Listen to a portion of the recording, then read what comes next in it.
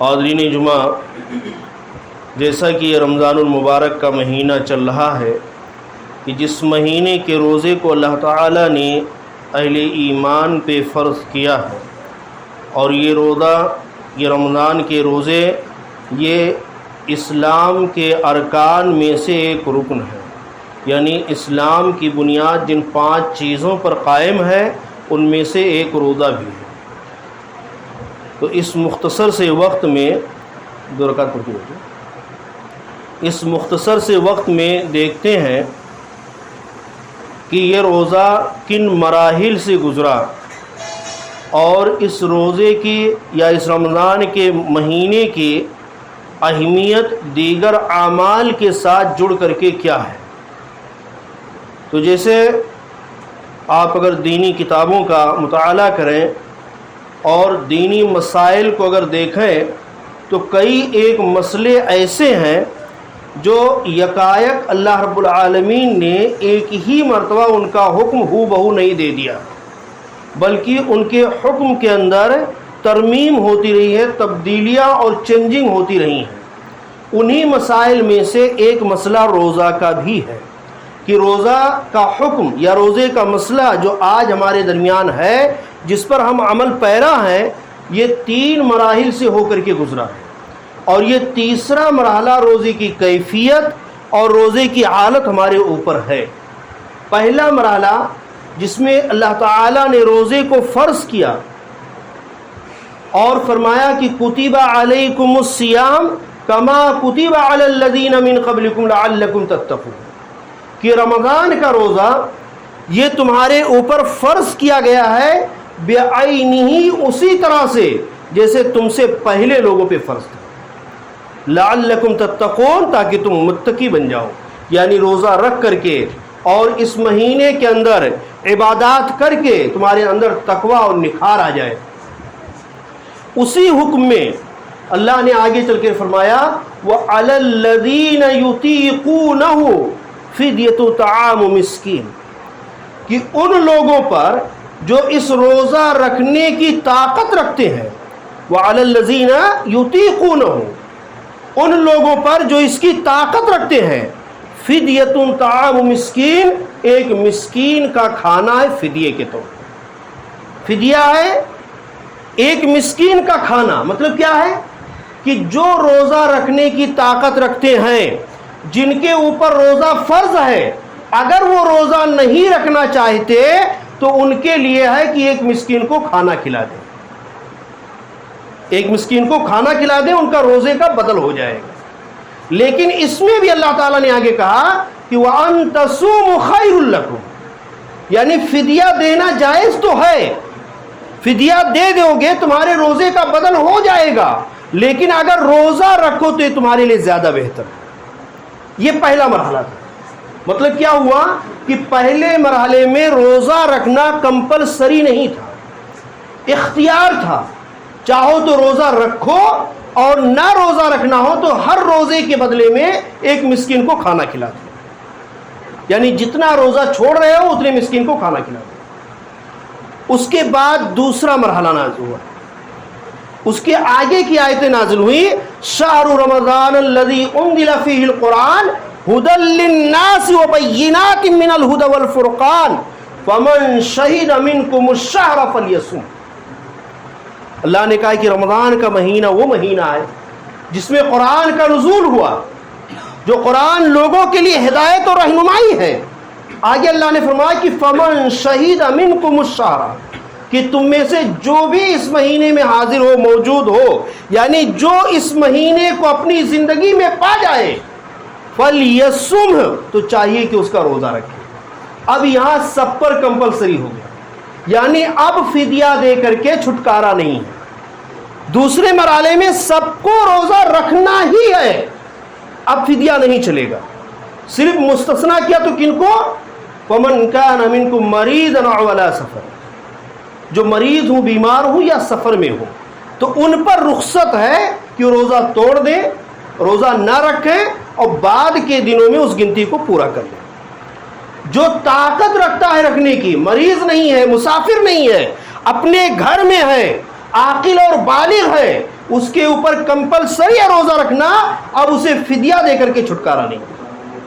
لیکن اس میں بھی تھوڑی سی الگ کیفیت تھی، یعنی آج کے روزے سے اس کا حکم تھوڑا الگ تھا۔ کیا الگ تھا؟ وہ یہ روزہ ہوتا تھا عشاء سے لے کر کے مغرب تک، عشاء سے لے کر کے مغرب تک، یعنی جیسے مثال کے طور پہ آج ہم نے ابھی افطاری کیا مغرب کے ٹائم اور عشاء کی نماز پڑھے، وہیں سے کل کا روزہ اسٹارٹ ہو گیا۔ اور اگر عشاء سے پہلے سو گئے یا مغرب سے پہلے سو گئے اور سورج ڈوبنے کے بعد بیدار ہوئے تو دوسرا روزہ اسٹارٹ ہے، اب افطار کرنے کی نوبت نہیں۔ یہ دوسرا مرحلہ تھا، یعنی صرف جو ہے افطار سے مغرب سے لے کر کے اور عشاء کے درمیان کھانے پینے کی اجازت تھی بس، اور اس میں بھی اگر چوک ہو گئی تو وہ بھی گیا۔ مغرب سے پہلے سو گئے، نیند لگ گئی اور اٹھے غروب ہونے کے بعد، تو اب روزہ افطار نہیں کر سکتے، دوسرا روزہ کنٹینیو اسٹارٹ ہو گیا۔ ایک صحابی رسول دن بھر محنت مزدوری کر کے اپنے کھیتوں میں کام کر کے شام کو آئے اور بیوی سے پوچھا کہ کچھ گھر میں افطار کے لیے ہے؟ بیوی نے کہا کہ میرے آقا گھر میں افطار کے لیے تو کچھ نہیں ہے، لیکن میں باہر جا کر کے کچھ انتظام کر کے لاتی ہوں۔ باہر گئی، کچھ کھانے پینے کے افطار کے لیے کچھ چیزیں انتظام کرنے ڈھونڈنے کے لیے گئی، اور یہ تھکے ہارے تھے، سو گئے، اور جب وہ لوٹی تو یہ سوئے ہوئے تھے اور بیدار ہوئے مغرب کے بعد۔ اب ان کا دوسرا روزہ اسٹارٹ ہو گیا۔ دوسرے دن ظہر تک، یعنی آدھا دن ہونے تک یہ بھوک اور پیاس کی وجہ سے غشی کھا کر کے گر گئے، غشی کھا کر کے گر گئی ہے۔ اس کے بعد اللہ تعالیٰ نے روزے کی تیسری حالت کو نازل کیا۔ اور ایک واقعہ اور اس میں آتا ہے کہ ایک صاحب، چونکہ یہ روزہ جو پہلے دوسرے مرحلے میں تھا، یہ جو ہے روزہ سمجھو مغرب سے عشاء تک کھانے پینے کی تو اجازت تھی، لیکن بیویوں سے دور رہنے کا حکم 24 گھنٹے کے لیے تھا، یعنی پورا مہینہ بیویوں کے قریب نہیں جا سکتے، میاں بیوی کے ریلیشن قائم نہیں کر سکتے پورا مہینہ۔ ایک صحابی رسول جو ہے رات کو اپنی بیوی سے ہم بستر ہو گئے، صبح اللہ کے رسول صلی اللہ علیہ وسلم کے پاس پہنچے۔ اللہ کے رسول صلی اللہ علیہ وسلم میں نے ایسا اور ایسا کر لیا، میں تو ہلاک ہو گیا۔ اللہ تعالیٰ نے تیسرے مرحلے کو نازل کیا اور کہا احل لکم لیلۃ الصیام الرفث علی نسائکم ہن لباس لکم وانتم لباس لہن علم اللہ انکم کنتم تختانون انفسکم فتاب علیکم وعفى اللہ عنکم فالآن باشروہن وابتغوا ما كتب اللہ لکم کلوا واشربوا حتى يتبین خیط الابیض من الخیط الاسود من الفجر ثم اتموا الصیام الی اللیل۔ یہ پوری آیت اللہ نے ایک لمبی آیت نازل کی۔ معنی کیا ہوا کہ احل لکم لیلۃ الصیام الرفث الی نسائکم، کہ تمہارے لیے روزہ کی راتوں میں، یعنی رمضان کی راتوں میں تمہاری بیویوں کے ساتھ بے پردہ ہونا، یعنی ہم بستری کرنا، ان سے مجامعت کرنا، یہ حلال کر دیا گیا۔ اب اس کی اجازت دے دی گئی، اور پھر اللہ نے کہا کہ وہ تمہارے لیے لباس ہے، تم ان کے لیے لباس ہو، پوری تفصیل بیان کیا۔ آگے چل کر کے اللہ نے فرمایا فَالْآنَ بَاشِرُوهُنَّ، کہ اب تم اپنی بیویوں سے رات کے وقت میں مجامعت کرو، یعنی رمضان کی راتوں میں، روزے کی راتوں میں اب ممانعت نہیں رہ گئی، حکم اٹھ چکا ہے، اب اپنی بیویوں سے ملو جلو، ان سے مجامعت کرو۔ کُلُوا وَاشْرَبُوا، اور تم کھاؤ اور پیو، یعنی رات بھر کھاؤ پیو، حَتَّى يَتَبَيَّنَ لَكُمُ الْخَيْطُ الْأَبْيَضُ مِنَ الْخَيْطِ الْأَسْوَدِ، یہاں تک کہ تمہارے لیے سفید دھاگا کالے دھاگے سے ظاہر ہو جائے۔ یہ آیت نازل ہوئی، اللہ کے رسول صلی اللہ علیہ وسلم نے صحابہ کو یہ آیت پڑھ کر کے سنایا۔ ایک صحابی عدی رضی اللہ تعالیٰ عنہ، وہ گھر پہ گئے اور دو دھاگا لیا، ایک سفید لیا اور ایک کالا لیا، اور دونوں تکیہ کے نیچے رکھ کر کے سو گئے۔ صبح کھاتے رہے اور دھاگا کو دیکھتے رہے کہ اندھیرے میں کب یہ سفید اور کالا دونوں الگ الگ دکھنے لگتا ہے، اتنا اجالا کب ہوتا ہے کہ یہ دونوں الگ الگ دکھنے لگے. اور وہ کھاتے رہے. صبح اللہ کے رسول کے پاس آئے، کہا اللہ کے رسول میں نے جو ہے 2 دھاگا لے کر کے تکیے کے نیچے رکھا اور صبح اس کو دیکھتا رہا اور کافی اجالا ہو گیا. یعنی جو عام معمول تھا سحری کرنے کا یا سحری کا وقت ختم ہونے کا، اس سے کافی زیادہ اجالا ہو گیا اور وہ دکھتا ہی نہیں تھا، ہم کھاتے پیتے رہے. اللہ کے رسول صلی اللہ علیہ وسلم مسکرائے اور کہا عدی تمہارا تکیہ اتنا کشادہ ہے کہ مشرق کے افق کو تمہارے تکیے کے اندر سمو دیا تم نے. اس کے بعد اللہ تعالیٰ نے جو ہے آیت کا آگے کا ٹکڑا من الفجر کا لفظ استعمال کیا، وہ نازل کیا. من الفجر کا لفظ پہلے نہیں نازل ہوا تھا، صرف پہلے اتنا ہی نازل ہوتا حتی یتبین لکم الخیط الابیض من الخیط الاسود، اتنا ہی نازل ہوا تھا. جب یہ واقعہ پیش آیا تو اللہ نے آگے ایک لفظ نازل کیا من الفجر، یعنی فجر کی وجہ سے سفید دھاگا اور کالا دھاگا دونوں الگ ہو جائے. تو اس کا مطلب اللہ کے رسول صلی اللہ علیہ وسلم نے سمجھایا. یہاں ایک بات اور سنتے چلے کہ بغیر حدیث کو ملائے قرآن کا سمجھنا ناممکن ہے. جو لوگ یہ کہتے ہیں قرآن کافی ہے، قرآن میں ہے بس نا، حدیث کی کیا ضرورت ہے، تو بغیر حدیث کو ساتھ میں ملائے قرآن کو سمجھنا ناممکن ہے.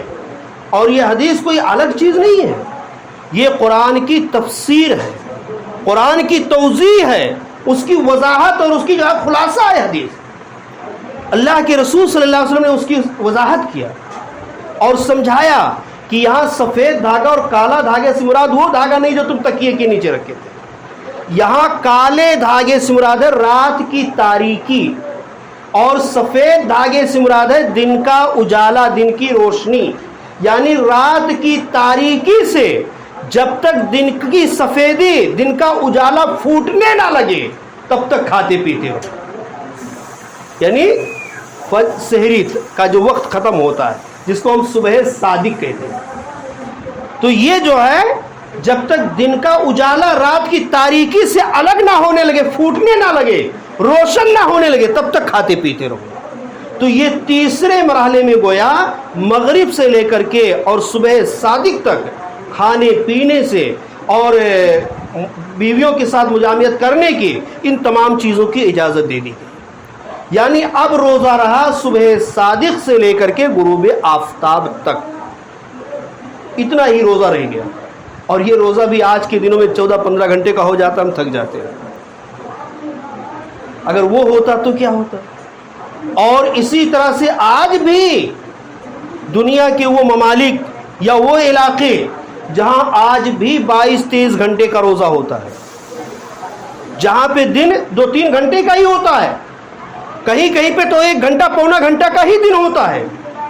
22 گھنٹے کا، 23 گھنٹے کا، 21 گھنٹے کا، 20 گھنٹے کا آج بھی روزہ ہو رہا ہے دنیا کے بہت سارے حصوں میں ایسا.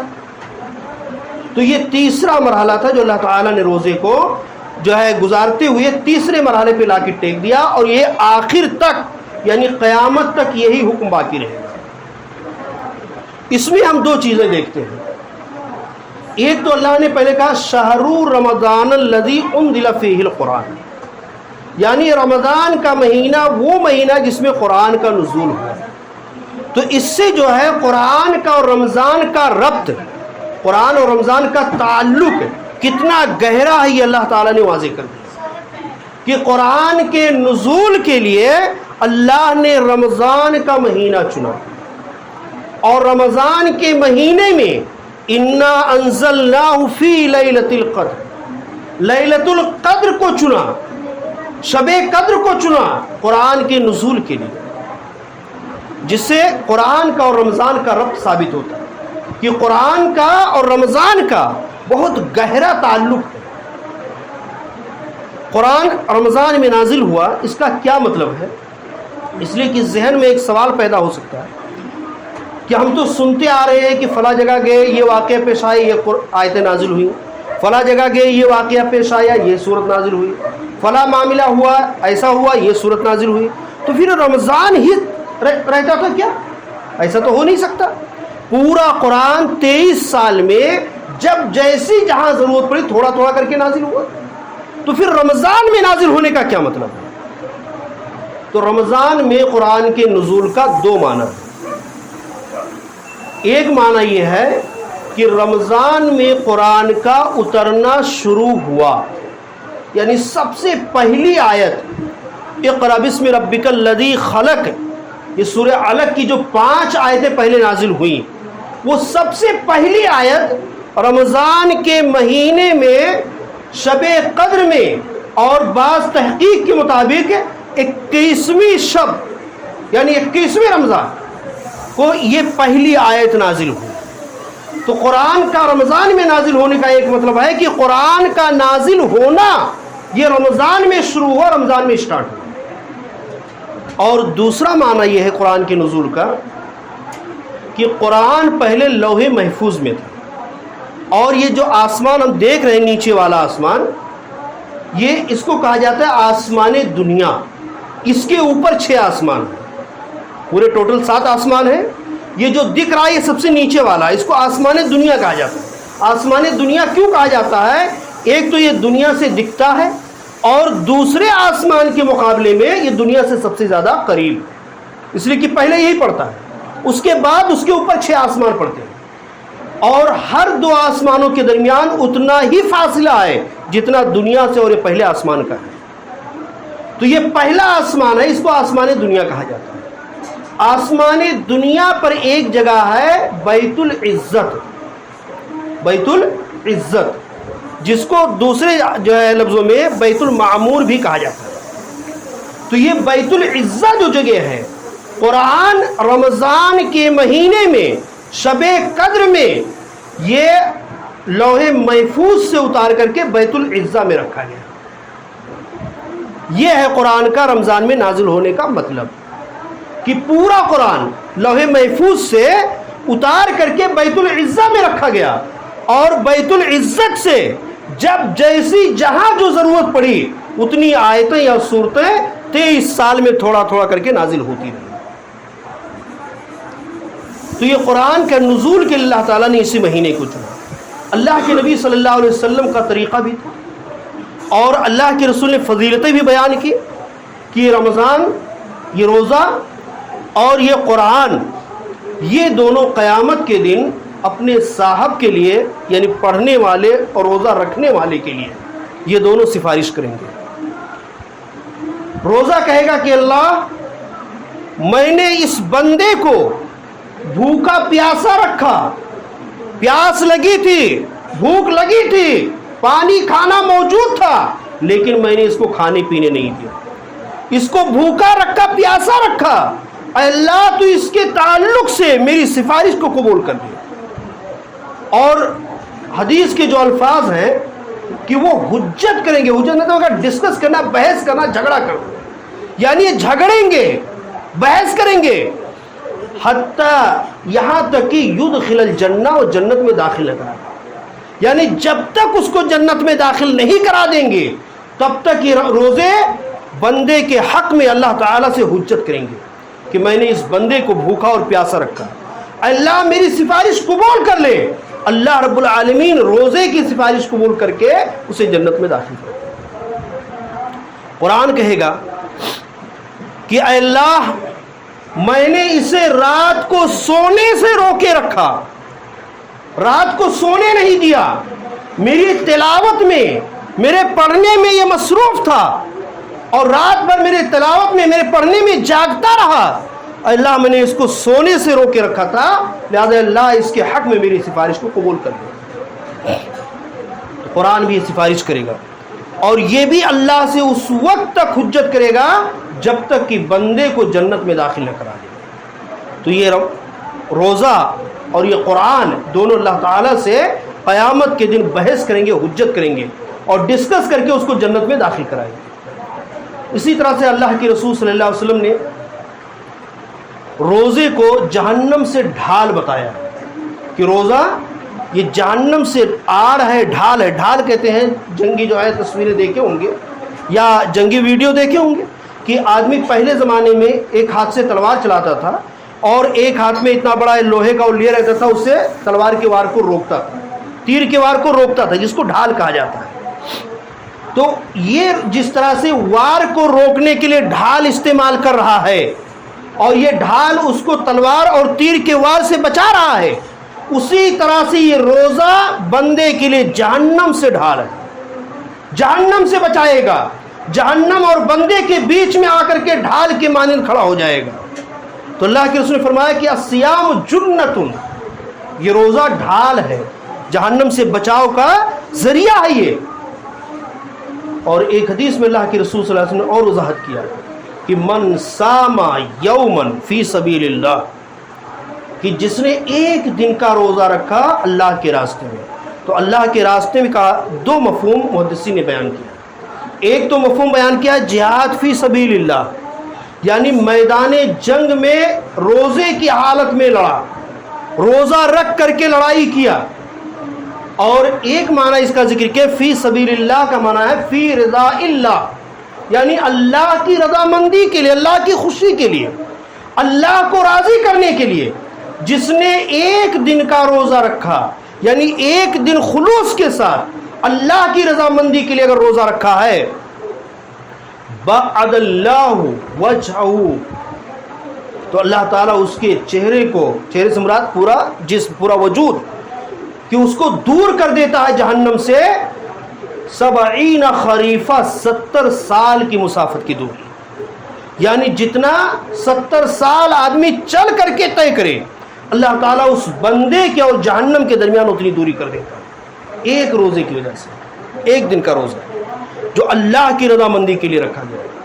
اور اگر پورے مہینے کا رکھتے ہیں، اس کے علاوہ سال میں نوافل روزے رکھتے ہیں، جس کا پچھلے خطبات میں ذکر ہو چکا ہے، تو پھر کتنا ہو جائے گا سوچتے نہیں، کتنی فضیلت ہے اس کی۔ اللہ کے رسول صلی اللہ علیہ وسلم نے فرمایا کہ بندے نے روزہ میرے لیے رکھا، میں اس کا بدلہ دوں گا، یعنی باقی نیک اعمال کا بدلہ، اس کے اجر کو لکھنے کے لیے ہم نے فرشتے کو متعین کر دیا۔ فرشتے لکھتے رہتے کتنا نیکیاں کیا، کتنی برائیاں کیا، کتنا اجر کمایا، لیکن روزہ بندے نے خالص میرے لیے رکھا ہے، میں اس کا بدلہ دوں گا۔ تو یہ روزہ اور قرآن یہ آپس میں جو ہے ایک گہرا تعلق رکھتے ہیں، اسی لیے اللہ کے رسول صلی اللہ علیہ وسلم کا طریقہ تھا، عائشہ رضی اللہ تعالیٰ بیان کرتی ہیں کہ اللہ کے رسول صلی اللہ علیہ وسلم رمضان کے دنوں میں حضرت جبرائیل علیہ السلام کے ساتھ قرآن کا دور کرتے تھے۔ دور کرتے ہیں، یتدارسون کا لفظ ہے، یعنی پڑھتے اور پڑھاتے تھے، یعنی جبرائیل پڑھتے اللہ کے رسول سنتے، اللہ کے رسول پڑھتے جبرائیل سنتے۔ ایک مرتبہ ایک دور رمضان کے مہینے میں اللہ کے رسول صلی اللہ علیہ وسلم ختم کرتے تھے، اور جو آپ کی زندگی کا آخری رمضان ہوا اس میں آپ نے دو دور کیا، یعنی 2 مرتبہ پورا قرآن حضرت جبرائیل سے سنا اور سنایا۔ تو اس سے بھی واضح ہوتا ہے کہ اللہ کے رسول صلی اللہ علیہ وسلم اگرچہ عام دنوں میں سال کے 12 مہینے قرآن پڑھتے تھے، قرآن کی تلاوت کرتے تھے، لیکن رمضان میں خصوصی اہتمام کر کے اس کا دور مکمل کرتے تھے، جس سے رمضان سے قرآن کا گہرا تعلق پتہ چلتا ہے۔ لہٰذا ہمیں بھی چاہیے کہ ویسے تو سال کے اور باقی 11 مہینوں میں بھی عادت ڈالیں کہ کم سے کم 1 پیج، 1 صفحہ، 1 رکوع، 2 رکوع، جتنا میسر ہو اتنا ہم ڈیلی پڑھیں گے، یہ عادت ڈالیں۔ اس کا فائدہ کیا ہوگا؟ اللہ کے رسول صلی اللہ علیہ وسلم نے فرمایا کہ جس گھر میں قرآن پڑھی جاتی ہے وہ گھر آباد، گھر زندہ ہے، اور جس گھر میں قرآن نہیں پڑھی جاتی ہے اس کی مثال قبرستان اور ویران کھنڈرات کی طرح سے۔ اور جو پڑھتا ہے اس کے لیے اللہ کے رسول نے کیا کہا کہ جس دل میں قرآن کا کچھ حصہ نہ ہو وہ مردہ ہے آدمی، چلتا پھرتا دکھ رہا ہے لیکن وہ مردہ ہے، مرا ہوا آدمی۔ اور جس دل میں قرآن کا کچھ حصہ ہے، قرآن پڑھتا ہے، وہ زندہ ہے۔ تو قرآن کا پڑھنے والا اللہ کے رسول نے اس کو زندہ سے تشبیہ دیا کہ وہ زندہ شخص ہے، اور جو قرآن کی تلاوت نہیں کرتا، نہیں پڑھتا ہے، وہ مردہ ہے۔ تو اس سے ہوتا ہے کہ روز ڈیلی جو ہے اپنے گھروں میں قرآن پڑھنا چاہیے، تاکہ ہمارا گھر بھی آباد گھر رہے، قبرستان کھنڈرات ویران نہ بن جائے۔ اور اس کے علاوہ آج کے ماحول میں جو سننے میں آتا ہے کہ گھر میں کچھ اثر ہے، کچھ اثرات ہے، جن کا سایہ ہے، یہ ہے، فلاں ہے، ڈھکا ہے، بہت سارے گھر سنتے ہوں گے کہ اس گھر میں جن کا سایہ اس کو کوئی خریدتا نہیں ہے، یا اس کو کوئی بھاڑے پہ جلدی نہیں لیتا ہے، جو لیتا ہے وہ 1-2 مہینے میں خالی کر کے بھاگ جاتا ہے۔ اہل ایمان کو مضبوط ہو کر کے ایسے گھر کو لے لینا چاہیے۔ اللہ کے رسول کی حدیث پر یقین رکھنا چاہیے کہ جس گھر میں سورہ بقرہ کی تلاوت کی جاتی ہے شیطان وہاں سے بھاگ جاتا ہے۔ لے لو گھر، ڈیلی سورہ بقرہ پڑھو، مجال کیا کہ شیطان رک جائے وہاں پہ، کتنے اثرات ہوں گے سب ختم ہو جائیں گے۔ تو یہ تو دنیاوی فائدہ اور اخروی فائدہ، ایک ایک حرف پہ 10 نیکیاں مل رہی ہیں، خزانے نیکیوں سے بھر رہے ہیں۔ تو یہ سال کے 12 مہینے روٹین ہونی چاہیے، لیکن رمضان کے دنوں میں اس کا اہتمام زیادہ سے زیادہ ہونا چاہیے کہ رمضان خصوصی طور پہ اللہ تعالیٰ نے برکتوں سے، رحمتوں سے اور مغفرت سے پر کر کے یہ رمضان کا مہینہ ہمیں دیا ہے، نیکیوں کو حاصل کرنے کا مہینہ ہم کو دیا ہے، اور قرآن کی تلاوت کے لیے، باقی نیکیوں کرنے کے لیے اللہ نے ہمیں موقع اور چھوٹ دیا ہے، فرصت دیا ہے، اور ہمارے دشمن کو جو ہمارے اس کام میں رکاوٹ بننے والا تھا اس کو قید کر دیا ہے، شیاطین کو قید کر دیا ہے تاکہ ہماری ان کاموں میں رکاوٹ نہ بنے، ہمیں دوسری طرف راغب نہ کریں۔ لہذا ٹائم نکال کر کے کم سے کم 1-2 دور قرآن کا اس رمضان کے مہینے میں کر ہی لینا چاہیے۔ اللہ تعالیٰ سے انہی چند باتوں پہ دعا ہے کہ الہ العالمین ہمیں کہنے اور سننے سے زیادہ سمجھنے اور عمل کی توفیق عطا فرمائے۔